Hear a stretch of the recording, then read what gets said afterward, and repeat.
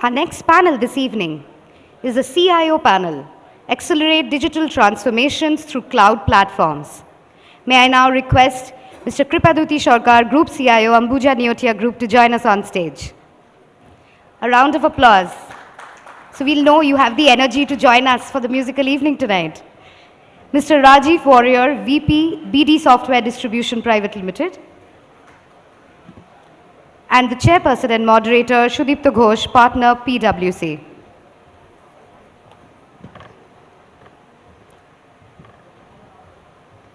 Thank you, sir. The panel's yours.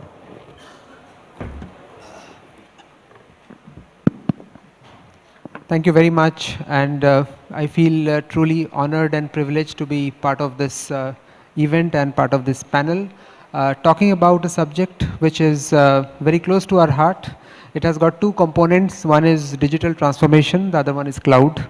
And of course, the two kind of goes synonymous and very, very entwined with each other. But the operating word here is accelerating, and that's possibly the need of the hour, because we are kind of a little impatient in terms of seeing the change in an organization. And with that impatience also comes the fact that we want to quickly see the return on that investment whenever we are talking about any digital transformation in an organization. So what are the options available to us? Of course, we need to do all the right things, but the enablement of that entire digital transformation now can be fully disrupted and can be made faster using cloud. And that is truly the case, and we have seen many examples where organizations have actually embarked on that journey and they have reaped the benefits as well. So we are going to have a fairly rich and interesting conversation for the next 30 minutes, 23 minutes is what the clock is showing us. Talking about some of the nuances, some of the examples of what we have seen, where we have seen successes, and also just to keep the conversation a little more balanced, we'll also talk about what to avoid and what are some of our learnings which we have seen from such transformations enabled by cloud. So maybe I'll kick this off with Kripa as a first kind of initial thought. So when we are talking about a digital transformation, and you would have seen many digital transformations in your organization, if you can share some example of how you have initiated such transformation in your organization, how that has been enabled using cloud, and what are possibly some of the learnings we should keep in mind when we embark on that journey, that will be great. Okay, great. Thank you, Mr. Ghosh. It's a privilege to be here in INFOCOM. So I start with introducing myself. I'm Kripaduti Sarkar. I'm the Group CIO of Ambuja Neotia Group. We have a business in real estate. We have a business in hospitality and healthcare. Now, let's start one after one how this digital transformation stands for. In reality, pre-COVID, it is a human-dense industry where everything possibly we are dealing with human. And only the financial transaction has been posted in any ERP, be it Oracle, be it SAP.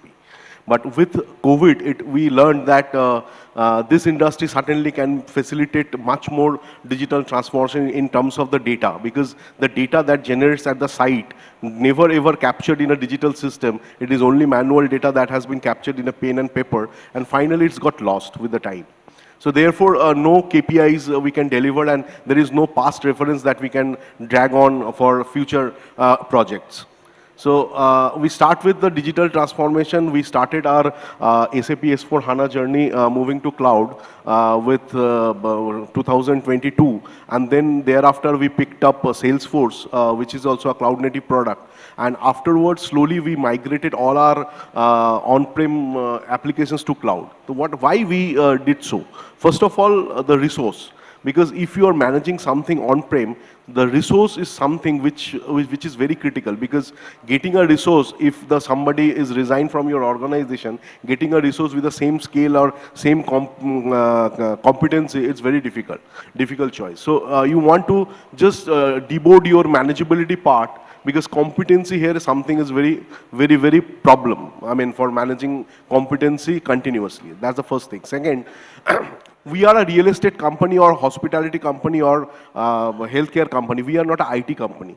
So for us, if we are trying to manage by ourselves entire on-prem applications, it is, managing, it is unnecessarily deboarding or rather boarding the competency which is not actually directly impacting my business. So again, whenever there is, kind of a scarcity, so management will think of what is the point of having such a long team, large team. Third, scalability. Now, scalability is the main point. I should have discussed this first. However, scalability for any of the, my journey started in IT in way back to 2002. During that time, we have implemented SAP with Nestle for 6 years. So there are called something called waterfall model, and we discover a project. There is a discovery runs for 8 months. Now with the agility that this generation and the business transformation needs, 3 months is maximum for a project. Any transformational project which deliver particular 1 or 2 KPIs for the organization, it requires 3 to 4 months to be implemented. And to avoid a huge cost investment as a capital cost, so people start POC with some of the cloud native application because it can be scaled up, it goes right. So I'm just sharing my journey with Salesforce. Initially, we started with very skeleton licenses. We want to check how the product is reacting in my marketing team, in my sales team. And if it is a successful with one project, one project go live, then certainly we will just mimic that to other project as well. So that is how the scalability we cannot think of in an on-prem server because it has a capital. We have to pre-plan the sizing, resources, and finally install everything on-prem and then start my business journey. So this scalability part, something is very, very niche. And now coming back to the latest technology. Now let's say I'm, even after having this compromising on the all first 3 points, I'm doing something for my data safety, security, or some of my belief that let's say everything sits on my premises. Then the new innovations where API connectivity, let's say I'm delivering a video analytics with from my site, how progress of the project is going on. So I have to, with my pictures that taken by the CCTV camera, I will put a AI engine on that. And that AI engine finally take the data, post it back to some of my Salesforce or somewhere where it's has a meaning, or rather analytics in the Tableau. So this integration platform, if I put it on-prem, then everything I have to write or I have to devise or I have to develop. But in cloud, there are multiple interfaces available where you can just act like a turnkey. You just pay per use and just use it. So all this benefit summarizes that there is no point that we can take this on-prem journey with us and does not go with the cloud. And on a second part to your question, you said, how about what are the points that you should have checked during migration? One thing is the billing, because the understanding the BOM in cloud is very, it's like I sometimes on a lighter note, I said there should be an engineering called understanding cloud BOM. Because the items and itinerary is more than, because if I see my BOM, it is more than 60 items. And understanding the 60 items really requires some of the competency. So understanding that, what are the terms and conditions are there. So if you are not following up it religiously, then sometimes you may spend higher because you cannot optimize your stuff. So that's only a caveat that I see. Thank you. No, very well articulated, Kripa, and I would kind of reiterate the 3 points. The first one is about the fact that many applications are now automatically becoming cloud native. So there is not so much of a choice, because these applications have to run in cloud, and for us to reap the benefits of the functionality, we have to go cloud native. That is one. And then the second point which you mentioned is about the ability to be light, asset light. Which means that you don't have to have people who need to maintain and manage the infra, and that can really be done in a fairly automated manner, which also brings in an element of business continuity going forward, and that's a big help, particularly for organizations whose main business is something else and would not like to kind of focus so much on building capabilities on IT infra and all of that, right? And the third piece is always about the scale. So how do you move very quickly and and because we are talking about transformation, so we are not just talking about one point solution, we are talking about an application which has an impact across multiple functions, across multiple processes, geographies. So the need for scale is the need of the hour, and that's something which is going to be very Just critical. to add with that, cost of failure is also less, because let's say during the implementation we find out this is not actually delivering the business KPIs. Certainly we can roll back and immediately restart. So that cost of failure is also very less. So let me kind of rotate the strike a little bit, and Rajiv, I'll come to you, because I think one point which Kripa mentioned, very important, is to understand what does it mean from the different components of the particular software or of the bill of material. Because if you do not fully understand, you may end up getting the wrong end of the stick. Since you are coming from that software background and you may have had multiple such conversations, how are you seeing this, whether this is a fear, whether this is a bit of a education which needs to happen, or whether there is something more which we need to support the businesses so that the adoption can be done faster in a more confident way? What will be your take on that? So, good question. And basically, I'm from the distribution company and more into the cybersecurity angle. I provide a lot of solutions from all over the world into India, and apart from that, Indian solutions also I provide. Most of the points which was covered, like which I was supposed to highlight, Sarkar has already highlighted that, and cost was the last factor which I had in my mind, but that also Sarkar has highlighted. So for me, actually, initially, when we started the business, it was more of on-premise solutions. For me or for my company, handling an on-premise implementation and managing the implementation in time, the SLAs was a very tough job. Now, as you rightly told, with cloud coming into picture, many of the solutions are now cloud-based. So first thing is the cost. Implementing a solution on an on-premise place, it is dependent on many other factors, like the infra of the customer has also comes into picture. And in that infra, now because of multi-tenant or multi-OS or multi-environment, the people who is handling, there are several teams in a company itself. So the time taken for an on-premise solution, you have to coordinate with different people, with different sectors and different knowledge, right? In our case, with the cloud coming to picture, even a simple task of like a POC to be done or an implementation to be done, it has become much faster. And that's why if you see, the customer is very happy, because you don't have to have 3 or 4 months of deployment time and implementation and everything. The POCs and implementation can be done within maybe a week or so, or 10 to 15 days, depending upon solutions. So that is one thing that we have seen in the cloud thing.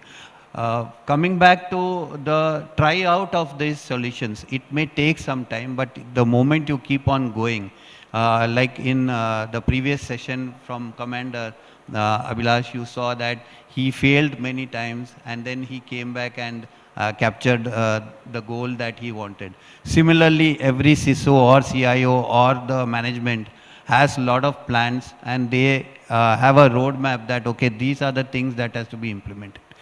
You start somewhere. With a cloud implementation, it is much easier to reach to that goal faster. That is what we believe in.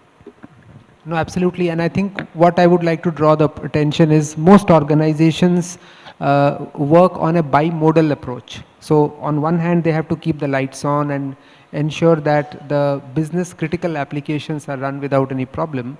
On the other hand, they have to continuously innovate, which is what you were saying in terms of doing the POCs in a fast and efficient manner, right?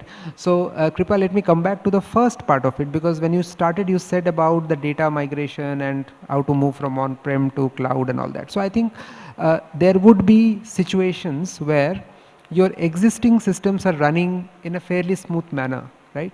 But you are doing a bit of a creative disruption because you want to move that to cloud, and you have done that anyways, right? So what will be some of the thoughts which will hover in the back of your mind when you are moving something from an existing application which is running well to a new setup, and you're talking about a data modernization or an app modernization? What would be some of those factors which will be important to keep in mind? Because it is the mode 1 where you do not want to disrupt anything, and you do not, and no news is good news actually, you know, in that setup. So wanted to hear your perspective on the same. Yeah, that's a risk, and that's haunted any of the CIO during the data migration, because people are happy. You are migrating their ERP system to the cloud, and if something goes wrong, certainly the onus is with IT, because they said, why you did so? Because it is it's fairly good. We are very happy. So now a very good question, pertinent question. So how to mitigate the risk now? First of all, the cloud, as I said, it can be scale up and scale down. So during our migration, we created 3 instances of production. First instance is only to just copy the brownfield, copy the existing data there, and finally ask few of the super user to do a transaction and act on it for 7 days. So after getting that feedback, how I mean, with that particular system, how their looks are like, or how they're comfortable with that, is there anything that elevated the problem, or anything they are not comfortable with? So certainly we take down everything and again copied the second system. In the second system, we started connecting with the APIs, because first system is a Apple to Apple. Second system, Apple to convert it to Apple Dash. What does Apple does? It's now connecting to the modern apps where I'm extracting with connectivity to multiple system and source. And again, we ask this set of super user, how your experience, is there any change or not for the day-to-day transaction or posting? And finally, with once they confirm that they are okay, then we finally planned migrations. And we did with the PwC, they had done a fantastic job with that. I mean, they supported all the way through. And finally, when we actually did a go live, we just settled down these 2 instances, and just we bear a just minute cost. And if it is in a whole 3 is my capital investment, then certainly we cannot even think of these iterations. So actually, in one hand, it gives some of the risk, and on the other hand, it also brings some of the solution set. So now we have a possibility to create a replica of same data set, same applications in multiple times. So therefore, this is how.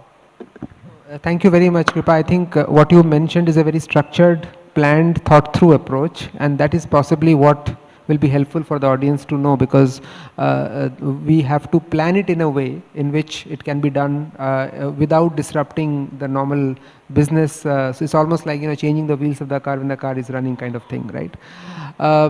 So let's kind of take a slightly different topic, and maybe Rajiv, I'll kind of come back to you. While Kripa was saying that we don't need a lot of expertise on infra, he also obliquely mentioned about understanding the BOM, right? So if I take these 2 points together, what I would infer is that we may not need the old skills, but we'll need new skills, right?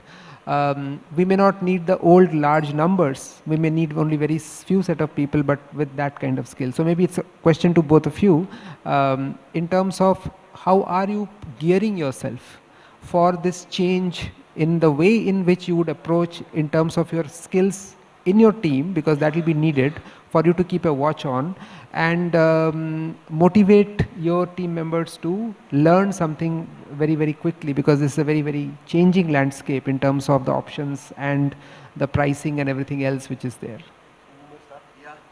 So again, a good question. So in our case, what happens is you can't have a team who knows everything. So you can depend on your team, which you are strong at.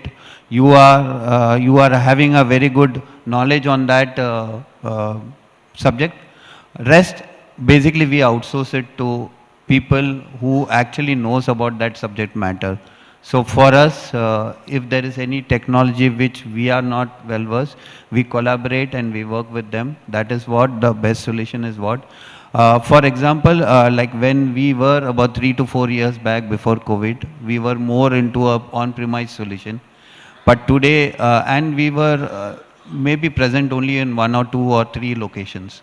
Today we are present in 20 different locations. We have grown to about 50 to 60% of our manpower. Most of our applications, right from HR or the CRM, which we implemented in the last few years, are cloud-based, so it was very easy. And because we have less knowledge on the CRM part or implementation, it was outsourced and they actually managed. Now, for us to grow from here to 10x, it's much easier because most of our applications are now cloud-based, and we have people who knows the subject. If it is there in-house, we use that in-house technology or trained people, or else we outsource it to the third party or collaborate with thing. Cost-wise also it is better, and you can grow faster. That is what we have adapted. Just I want to add something which I follow, that every cloud native companies or service provider or hyperscaler giving you some credit points to start with. So you can use those credit points within your team, senior people, you just share, this POC I want to done with you. I don't want somebody, external experts, to be help me on that. So then these people, that people will also learn how to be, as you asked, how to scale up their knowledge according to the cloud native operations or administration. And vis-a-vis, since I'm doing a POC, so my risk is very less, because I'm, if it even fails, it's only loss of credit points. I'm not actually paying it upfront. And in other hand, there are multi-programs like various cloud native companies like AWS, Azure. They roll out training programs for the seniors. So we send them to adopt that. And finally, after getting certification, we celebrate that to motivate them on the change thing. And finally, also we have onboarding few of the Gen Y person who's coming with this cloud native approach itself, because they are the guys who always book their tickets in Uber, they travel in Uber. So we need to make not to learn them. No, thank you very much. And I know that AI and Gen AI are very fashionable words. No discussion is complete without that. So I thought I will inject a bit of that into this conversation. Because we are talking about a digital transformation, we are also talking about a change where people are embracing that change, right? Which also means that there is an adoption, and there is a scale out from a user perspective. How would you put that into perspective from a cloud standpoint? Do you think the cloud journey is helping you to demonstrate the return of investment better, demonstrate the usage better? What has been the experience? It's not helping. It is the only option, because if I want to invest something, I want to create a wow factor with any of the AI for our people, for our business users. So I have to start with a POC, conceptualize that, and finally give them that particular application. So without, I mean, it's a purely a scale-up journey. So without cloud, certainly we cannot plan, because if we go, I mean, our old cycle, putting something to CFO, getting a budget. So certainly they will try to understand why you are delivering, what are the ROI. So with that calculations, this AI will get lost. So certainly it is a cloud certainly help us to innovate faster on those journey. And in AI, I just want to quickly give an example. So in our site, in our real estate sites, there are CCTV cameras, and those CCTV cameras capturing age old. I mean, since 2010, they are capturing the data, and we are deleting all the data after 2 months.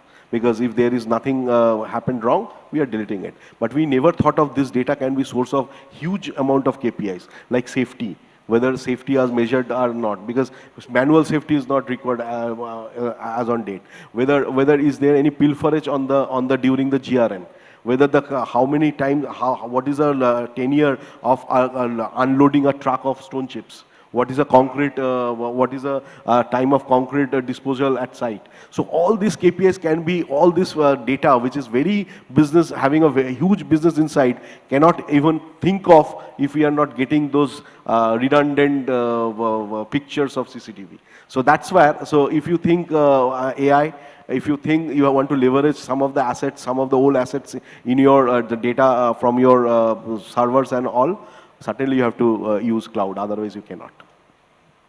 Thank you very much. I know the time is now up, but very quickly, if you, in 10 seconds, you can answer, what is your take on agentic AI versus SaaS in the context of using cloud for digital transformation?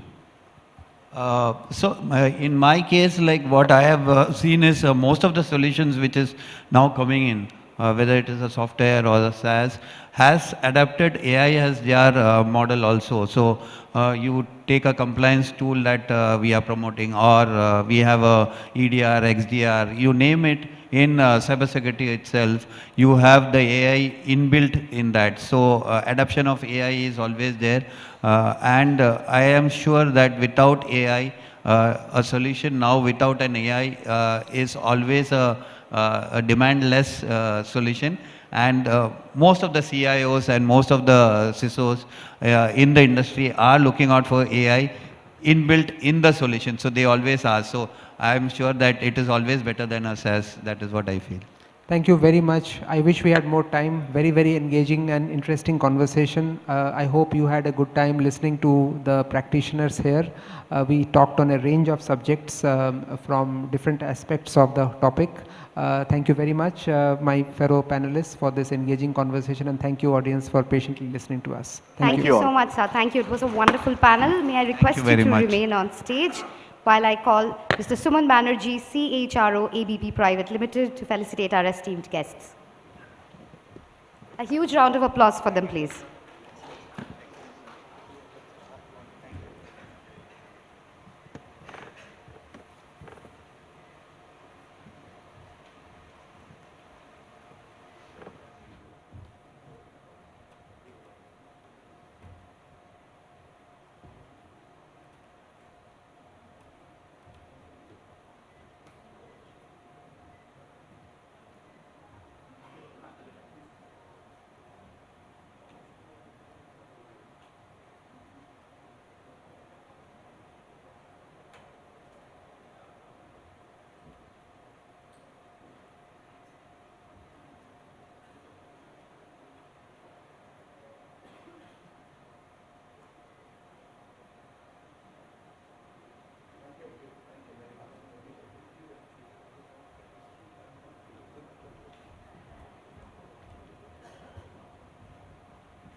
Thank you so much, sir. Thank you.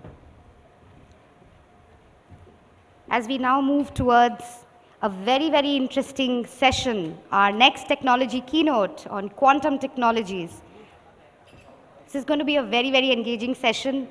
It's my request that you all come to the front row. I think you'll be able to, I know it's a huge screen, you can always see from the back, but it's always good for us to have great photos of you when you come in front.